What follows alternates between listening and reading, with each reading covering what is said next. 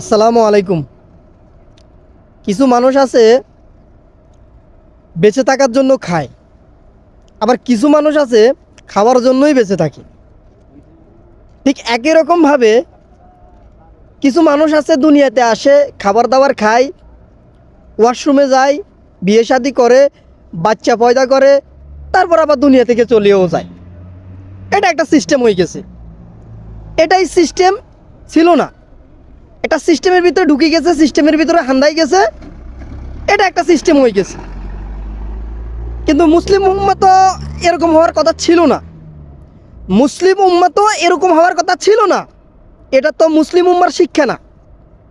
আমাদের যারা শিক্ষক রাসূল সাল্লাল্লাহু আলাইহি সাল্লাম বা ধারাবাহিকভাবে যারা আছে সাহাবী তাবি তাবি তাবিন, আমরা তো তাদের থেকে এই শিক্ষা গ্রহণ করিনি।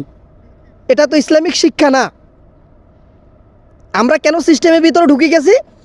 প্রতিবাদ করা যাবে না, কিছু বলা যাবে না। কয়জনের মুখ আটকাবেন, কয়জনের মুখ বন্ধ করে দিবেন, আর কত হাদিকে মারবেন? অথচ রাসূল সাল্লাল্লাহু আলাইহি ওয়াসাল্লাম বলেছেন যে তোমার সামনে যদি কোনো অন্যায় কিছু হয়, যদি কোনো অন্যায় দেখো, সেটার প্রতিবাদ করতে হবে। হ্যাঁ, প্রতিবাদের আলাদা আলাদা ভাষা আছে, সবসময় একই রকমভাবে প্রতিবাদ করা যায় না। যদি তোমার ওটা হাত দিয়ে রোকার ক্ষমতা থাকে, তুমি তো ওটাকে হাত দিয়ে প্রতিহত করতে হবে। যদি ওইটা তোমার হাত দিয়ে প্রতিহত করার ক্ষমতা না থাকে, তাহলে তুমি ওটাকে লিখে প্রকাশ করতে হবে। যদি ওইটাও না থাকে, তাহলে অন্তরে হইলেও ঘৃণা করতে হবে। আজকে দুঃখজনকভাবে অন্তরের যে ঘৃণাটা, এটা উঠে গেছে। আর ভালো কথা উঠবে না কেন? অন্তর দিয়ে ঘৃণা তো সেই করবে যার ভিতরে ঈমান আছে। যার ভিতরে ঈমান আছে সেই না অন্তর দিয়ে ঘৃণা করবে। অন্তর থেকে ঘৃণা করা অন্যায় দেখলে এটা তো সবাই করবে না, করতে পারবে না। কারণ যারা দাস, যারা কৃতদাস, ওই জাহিলি যুগে কৃতদাস বিক্রি হইতো, দাস প্রথা ছিল। মানে আমি একটা গোলাম কিনলাম, তার কোনো বেতন নাই, আমি তারে খাওয়ামু, যা ইচ্ছে আমি তাকে ফরমাইশ দিমু, আমি তাকে যা অর্ডার দিমু সেটা মানবে। এখন আশ্চর্যজনকভাবে 1400-1500 বছর পরেও আবার সেই রীতিটাই কিন্তু ডেমোক্রেসি, গণতন্ত্র।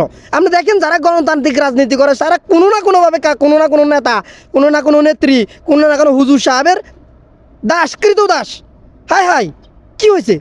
নিজের টাকা দিয়ে নিজেকে আরেকজনের কৃতদাস হয়ে গেলাম, এটা কি? আর প্রতিবাদ আমার রুখতে হইলে, আমার কথা বন্ধ করতে হইলে তো আমরা গুলি করতে হইব। আমি ওই দিন থামি যাবো যেদিন আমার বডিতে আমার আত্মা থাকবে না, যেদিন আমার দেহে, আমার ভিতরে আমার আত্মাটা থাকবে না, আমি ডেড বডি হয়ে যাবো, ওই দিন তো আর কিছু বলতে পারতাম না। সবাই কৃতদাস হয়ে গেছে। গোলামি করা বন্ধ করেন। অন্যায়কে অন্যায়, ন্যায়কে ন্যায় বলবেন। অন্তত পক্ষে ন্যূনতম জায়গা থেকে নিজের মানুষত্ব বোধ থেকে নিজেকে মানুষ হিসেবে প্রকাশ করবেন যে আপনি একজন মানুষ। আপনি যদি অন্যায় দেখার পরেও প্রতিবাদ না করেন, আপনি অন্যায় দেখতেছেন, আপনি প্রতিবাদ করতেছেন না, আপনি সুশীল। আপনি সুশীল হয়ে গেছেন। আপনাদের মতো সুশীল সমাজরে বাংলাদেশে মানুষ চুদেও না সুশীল সমাজরে। প্রতিবাদ করতে হবে, প্রত্যেকটা জায়গা থেকে প্রতিবাদ করতে হবে। কথা বুঝেন নাই? কি করবেন? মারি ফেলবেন? আরে বেড়া, একদিন মুসা আলাইহিস সালামকে আজরাইল আলাইহিস সালামের, মুসা আলাইহিস সালামের যে ঘটনাটা, এটা সবাই অনেকে জানে যে মুসা আলাইহিস সালামের জান কবজ করতে আসছে। মুসা আলাইহিস সালাম আজরাইল আলাইহিস সালামকে একটা থাপ্পড় দিয়েছে, ওনার চোখ কানা হয়ে গেছে। তারপর আল্লাহ সুবহানাহু ওয়া তাআলা বললেন যে কি, তুমি মুসাকে গিয়ে বলো যে মুসা, তোমার সামনে একটা বকরি ছিল, ওই বকরিতে তুমি হাত দাও। ওই বকরি, তোমার হাতের নিচে যতগুলো পশম আছে, প্রত্যেকটা পশমের বিনিময়ে আমি তোমাকে 1 বছর করে হায়াত দিব, তুমি ততদিন বেঁচে থাকবা। তারপর মুসা আলাইহিস সালাম আজরাইল আলাইহিস সালামকে জিজ্ঞেস করলেন, ঘটনাটা এরকমই হবে যে তারপরে, তখন আজরাইল মালাকুল মউত বললেন তারপরেও মরতে হবে।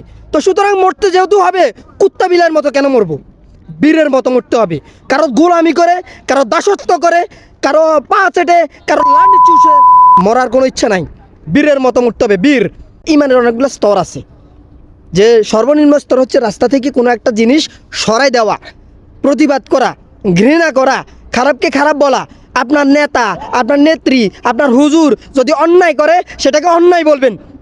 আপনি যেই দলেরই হন না কেন, যে আদর্শেরই হন না কেন, যেই মত আদর্শই লালন করেন না কেন, আর না হইলে সুশীলগিরি দেখাবেন না, ক্ষমতা দেখাবেন না। আপনাদের ক্ষমতা আর সুশীলগিরি রে আমি না, বাংলার মানুষ শুধুও না, বুঝলেন ভাই? আপনাদের সমস্যাটা কি? এক একজন মানুষ এক একটা ফিলোসফিতে বিশ্বাস করবে। প্রত্যেকটা মানুষের ফিলোসফি আলাদা, প্রত্যেকটা মানুষের ভালো লাগার জায়গা আলাদা, প্রত্যেকটা মানুষের প্রতিবাদের ভাষা আলাদা। দেশ তো বিক্রি করে দিতেছিলেন। সামর্থ্যবান হইলে প্রতিবেশীর জন্য কিছু করেন, নিজের জন্য কিছু করেন, পরিবারের জন্য কিছু করেন, অন্যের গোলামি করবেন না। কথা ক্লিয়ার? أشرقت نفسي بنور